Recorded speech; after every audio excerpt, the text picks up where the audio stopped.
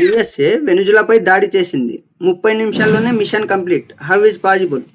జనవరి 3 ఉదయం 2 గంటలకు అంటే వెనుజులాలోకి 150 పైగా F-22, F-35 అండ్ B-1 బాంబర్లు విమానాలు ఎంట్రీ ఇచ్చాయి.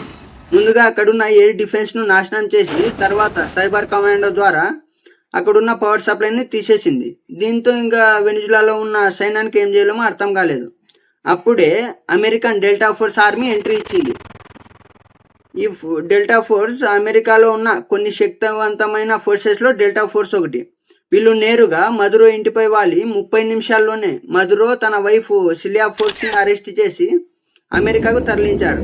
ఇది ఎలా జరిగిందంటే ఇక గర్దొచ్చి కోడి పిల్లను ఎత్తుకుపోయినంత సమయంలో జరిగిపోయింది. అంటే ఈ డిసిషన్ అమెరికా ఇప్పుడు తీసుకునింది కాదు, దాదాపుగా డిసెంబర్లోనే తీసుకునింది. మదురో ఎక్కడికి వెళ్తున్నాడు, ఏం చేస్తున్నాడు అని అమెరికా వెనుజులాపై గమనిస్తూనే ఉంది. దీంతో ఫైనల్గా జనవరిలో ఈ మిషన్ కంప్లీట్ అయింది. అంటే అమెరికా చెప్పేది ఏమంటే మదురో డ్రగ్స్ని ట్రాన్స్పోర్ట్ చేస్తున్నాడు, దీనివల్ల అమెరికాలో ఉన్న పిల్లలు చెడిపోతున్నారని అమెరికా చెప్తుంది.